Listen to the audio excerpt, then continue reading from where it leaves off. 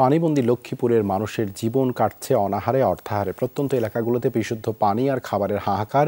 বিভিন্ন সংস্থার পক্ষ থেকে চেষ্টা করা হলেও তা চাহিদার বিপরীতে অপ্রতুল।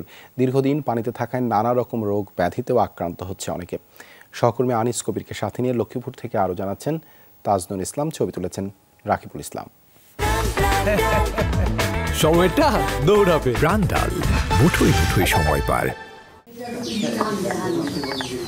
বয়সে ৬০ বছর পেরিয়েছেন শহীদা বেগম। দীর্ঘ সময় পানিতে চলাফেরায় সংক্রমণ দেখা দিয়েছে পায়ে। আপাতত তার পানিতে নামা বারণ। পানিতে মানে এই সব কিছু লাগানো বছর বছর করে ঠোঁট মারতে আছে, সব বদ্দি যেতে আছে। ফেনী নোয়াখালী থেকে নেমে আসা পানিতে ডুবে আছে বিস্তীর্ণ লক্ষ্মীপুর। পানি নামছে ধীর গতিতে, জমে থাকছে বিভিন্ন স্থানে। 99% ঘরে পানি উঠছে।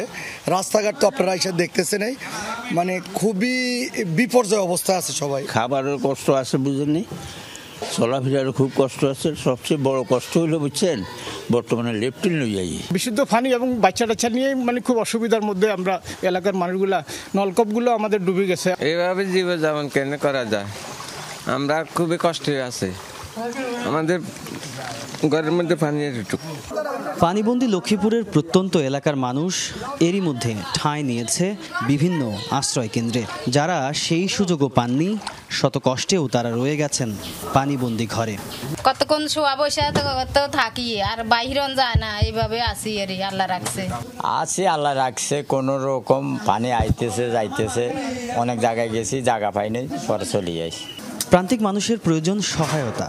বন্যার্তদের রান্না করা খাবার খাওয়াতে বিভিন্ন জায়গায় চলছে গণরান্না কর্মসূচি। একটা টিম আছে এখানে, আমরা এই টিমে 30 থেকে 35 জন আমরা কাজ করি। দিন রাত 24 ঘন্টা আমরা মানুষের সেবায় নিয়োগ করি। আমরা প্রত্যেকটা দুস্থ পরিবারের মাঝে শুকনো খাবার, ত্রাণ সামগ্রী পৌঁছে দেওয়ার চেষ্টা করছি। আমাদের প্রায় শতাধিক স্বেচ্ছাসেবক কাজ করতেছে। ত্রাণ হিসেবে শুকনো খাবার দেওয়ার পাশাপাশি স্থানীয়ভাবে রান্না করা খাবার দেওয়ার পরামর্শ স্বেচ্ছাসেবকদের। পরিস্থিতি কতখানি খারাপ সেটি এই একটি বাড়ির অবস্থা দেখলেই খুব সহজে অনুধাবন করা যায়। পুরো লক্ষ্মীপুরের প্রত্যন্ত এলাকায় যাদের বসবাস, তাদের এখন এই পরিণতি। বন্যার জলে ঘর অবধি পৌঁছে গেছে পানি, তবে তারা দমে যাওয়ার মানুষ নন। পরিস্থিতি ভালোর দিকে গেলে নিশ্চয়ই তারা আবারও ঘুরে দাঁড়াবে। তাজনুল ইসলাম, যমুনা নিউজ, লক্ষ্মীপুর।